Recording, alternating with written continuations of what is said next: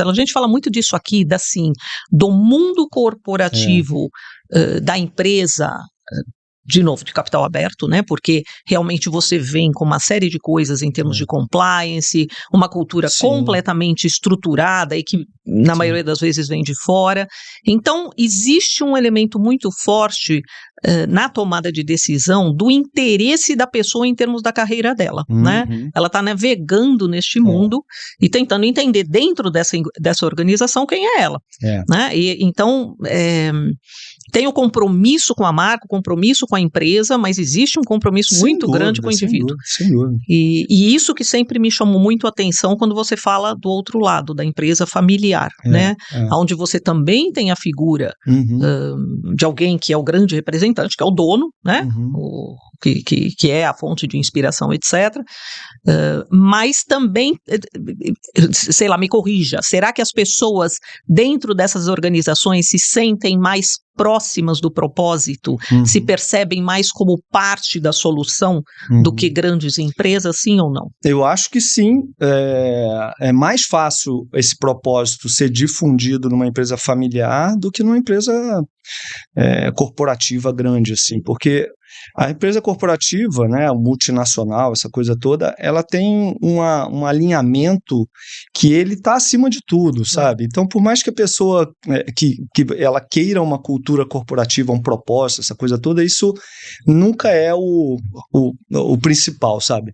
Eu acho que numa empresa de dono, uma empresa de dono, obviamente, isso depende muito de quem está na liderança, né? Se quem está na liderança tem um propósito firme, assim, honesto, sabe, transparente, isso permeia a organização muito mais fácil. E você atrai, no final das contas, as pessoas que se alinham a esse propósito. Isso é que é bacana, entendeu? Isso é incrível, assim, essa questão do propósito, para mim, ela cada vez... Eu sei que ela parece muito discurso, muito conceito, mas a minha experiência me diz que isso é uma verdade absoluta. Entendeu? Assim, a figura desse dono, ele é um agente de influência muito grande. Naquilo que ele faz, como ele age, como ele, de novo, como ele toma decisão. O exemplo, né? Assim, no dia a dia. E não é uma coisa que é feita da noite pro dia, né? Eu acho que isso é uma construção, sabe? O propósito ser difundido, ser permeado pela companhia, fazer as pessoas, sabe, comprarem aquilo como se fossem delas, e aí ter aquele senso de dono, né? Senso de dono, sabe? E aí, um segundo estágio isso fica tão forte na organização que você começa a atrair as pessoas que têm esse né, tão mais alinhadas com esse propósito e repelir as pessoas que não têm, inclusive de dentro, sabe? A própria organização, ela começa a selecionar as pessoas. Legal. E aí, quando você percebe essa chave virada, é maravilhoso. Aí você fala, pô, agora... Entreguei, né? Deixei meu legado. É isso. Aí você fala, não, agora o negócio, pô, não depende só de mim mais, entendeu? Porque... Isso é um alívio também, né, Marcelo? Porque a pressão de você construir essa cultura, quando você acredita muito em alguma coisa, mas existe uma questão, os teus funcionários parecem não absorver aquilo, né? Como você disse, é um processo realmente. É um processo, né? E você...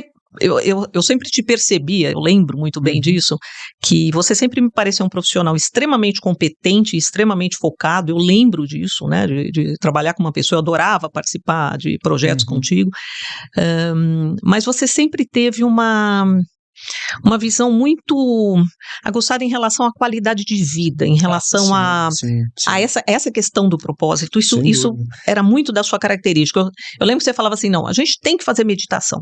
Eu visitei a Farmoquímica uma vez e tinha uma sala de meditação. Isso. E eu achei aquilo a coisa mais incrível, porque os anos 80, 90, era essa coisa do crescer, da carreira, né? Uma coisa muito agressiva, assim, de High Street, do Wall Street, que a gente tinha O que se admirava era isso, né? Esse executivo, etc. Né? E você tinha um outro elemento, o elemento humano muito presente. E eu imagino que isso se transferiu para a sua gestão. Sem dúvida. Isso veio, Ilse, em 92, né? Foi um ano antes de eu entrar na Glaxo, assim, eu busquei meditação, né? Quer dizer, na verdade a meditação me encontrou, né? Porque eu estava num momento ali meio problemático, complicado profissionalmente, pessoalmente, e busquei alguma coisa que pudesse me trazer mais equilíbrio, e aí veio a meditação. E aí comecei a praticar a meditação transcendental em 92, com o Kleber, né, meu professor e meu amigo até hoje, e aquilo meio que deu frame na minha vida, sabe? Aquilo deu frame. Logo depois eu virei vegetariano, assim, e de uma forma muito natural, sabe? Não foi nada dogmático, assim, foi... Eu comecei a mudar mesmo meu estilo de vida. Meu estilo de vida de uma forma natural. E aí foi que comecei a dar atenção para fitoterapia, porque eu conheci o Ayurveda, sabe? No início da década de 90, a medicina ayurvédica indiana, e ela é toda baseada em produtos naturais, em fitoterápicos, em plantas, né? E aí eu conheci aquilo, falei, caramba, isso faz todo sentido. Eu já estava no negócio de saúde, né? Já estava, né? Nessa época eu já estava até na Glaxo. E eu olhava para os produtos da Glaxo, eu olhava para o Ayurveda e falava, cara, isso aqui para mim faz muito mais sentido. Tem uma dissonância aqui. Muito mais sentido, mas beleza, vamos embora, né? Mas eu fiquei com aquela coisa ali me acompanhando, cheguei até, me lembro que antes de... Teve alguma crise lá que o dólar disparou, mas antes disso a gente começou, eu e a Fabiana, minha esposa, a gente começou a importar produtos da Ayurvédica para vender no Brasil, assim, ela que tocava o negócio, mas era meio que a gente realmente se encantou com isso. E isso, essa coisa, né, do equilíbrio, da qualidade de vida, da meditação, de enxergar a coisa diferente, né, sair um pouco daquela loucura ali da busca pelo número só. Eu achava assim, cara, isso tem tudo a ver com o mundo corporativo. Tem tudo a ver. Porque, se as pessoas... E hoje mais do que nunca, né? Incrível que hoje isso está cada vez mais desde o início, eu consegui...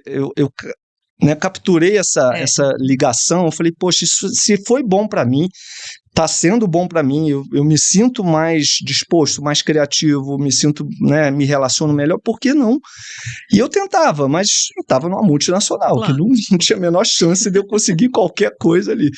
E aí eu fiquei com aquela coisa, né? E depois que eu fui para a FQM, para a Farmoquímica, na época do meu pai, que também foi uma história interessante, porque não foi premeditado.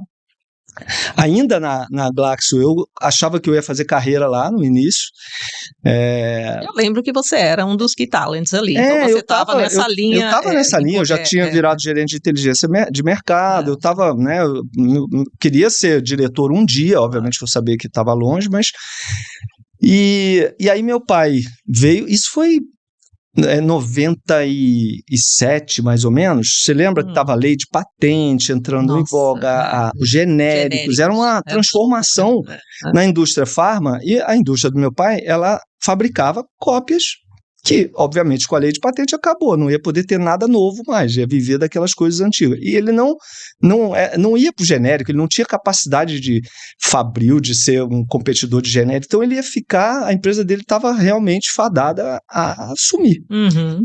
E aí ele começou a ser procurado por empresas, aí eu lembro da Rambax, uma empresa indiana que foi atrás dele, queria conversar com ele, e ele me falou, falei, calma, pai, deixa eu te ajudar então, porque ele não estava acostumado a falar né, ele não falava inglês, não sabia fazer apresentações, e eu já estava nessa onda. Um elemento do marketing, da inteligência de mercado, ou seja, analisar dados, exatamente, né? Eu falei, deixa eu te ajudar. E a Glaxo, depois das várias fusões, isso colocava a gente muito rapidamente num outro nível, né, de percepção do mercado. Eu já estava já tinha sacado muito do mercado, e eu sabia que eu podia ajudá-lo, sabe? Eu falei, não, deixa eu te ajudar. Aí eu fiz uma apresentação para ele. E depois falei, pai, quer saber uma coisa? Não vende esse negócio agora não. Vamos dar uma arrumada aqui, vou vir para cá, vou te ajudar, vamos enfeitar a noiva, de repente você vende daqui a 2 anos, mas vende mais com um negócio mais legal, mais estruturado, com potencial e tal. Aí beleza, aí foi nessa que eu saí da Glaxo. Eu falei, pô, vou lá.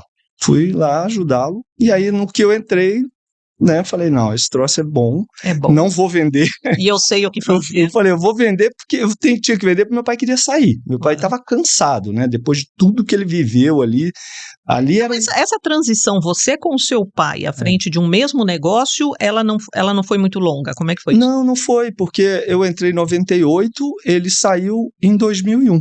Então foram 3 anos, na verdade. Você viabilizou a saída dele. Ele estava cansado, ele queria se aposentar, queria sair, e eu falei, não, beleza, eu quero ficar. Então a gente vende uma parte, a gente fica com uma participação, você leva a tua parte e eu fico aqui tocando o negócio com uma participação minoritária. E aí foi que a gente trouxe, depois de um longo trabalho de identificar potenciais compradores, porque nesse momento, 3 anos depois, a empresa estava linda, assim, pequena, micro, faturava $7 milhões, mas toda arrumadinha, sabe? Assim, o que não estava arrumado, estava pronto para ser arrumado, precisava de dinheiro. Claro. E a gente não tinha esse dinheiro. Então, eu consegui vender o projeto como assim, olha, esse projeto aqui, se botar tanto, eu vou botar tantos representantes aqui, tantos ali, vou investir nisso, vou lançar esse produto. O plano de negócio estava pronto, redondo. Eu sabia o que tinha que fazer, só não tinha dinheiro para isso. E aí a gente foi atrás, e aí veio o grupo argentino Reumers, que estava na América Latina toda, dominante, a Argentina naquela época bombando, dólar 1 para 1, os caras eram $300 milhões, a gente era 7, mas os caras adoraram o nosso projeto e gostaram de mim, me deram uma participação, inclusive, da parte deles, e aí entramos. E aí começamos esse trabalho lá, e aí nisso, interessante, eu estava já com projetos de fitoterápicos para lançar na empresa do meu pai. Ou seja, você já queria trazer... Porque quando eu fui para lá, eu falei, agora eu vou botar os fitoterápicos para jogo, entendeu? Para isso que eu vi, né? E aí, olha que interessante também, veio um representante que era da Herbarium, que a gente contratou. E aí ele falou da Herbarium, eu nunca tinha ouvido falar da Herbarium. Porque você lembra, a gente ficava ali naquele mundinho das top 5, top 10. O quadrilátero. E a gente não olhava muito lá para as 50ª, 60ª e tal. E era, na realidade, aquilo que eu digo, um mercado de produtos de referência, de pesquisa clínica, né? Outro mundo. E aí o cara falou, falei, caramba, que legal, uma empresa só de fitoterapia. Falei, pô, isso tem tudo a ver com o que eu, que eu penso, que eu acredito. E fiquei com aquilo, na cabeça, acompanhei e tal, mas... Quando a gente tem propósito, ele não abandona, pois é engraçado, Marcelo, ele vem seguindo a gente. Ele parece... É uma coisa engraçada, parece um bichinho que ele fica ali... É isso, você não consegue fugir, não adianta.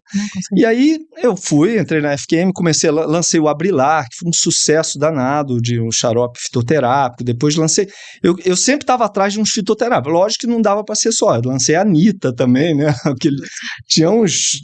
gente tinha que trabalhar com tudo. E o negócio foi embora. Cresceu pra caramba. A gente pegou uma fase boa também ali, no início de 2000, né? E fomos. Aí, quando chega 2008, teve aquela crise também da Bolsa lá. Sempre tem alguma crise, né? É legal, é fácil ser empresário no Brasil. Tem um momento que você falou, opa... Mas nesse caso foi bom, porque a Herbarium estava para ser vendida para hipermarcas na época. Que loucura. Né? E aí o cara me liga e fala, a hipermarcas desistiu porque teve a crise e tal. Você quer ver a empresa? Falei, a Herbarium? Lógico, traz para cá. Meu sonho. Meu sonho, pô. E aí eu comecei a ver e tive que convencer os meus sócios, porque na Argentina a fitoterapia é a segunda linha, a segunda divisão. Eu não gosto de fitoterapia lá. Mas eu estava tão bem, o negócio estava indo tão bem que eu consegui convencê-los a trazer a Herbarium para dentro. E aí a gente comprou a Herbarium juntos. Então ficamos sócios da FQM e da Herbarium em 2009. Aí em 2010 eu assumi a Herbarium, entendeu? Como presidente também.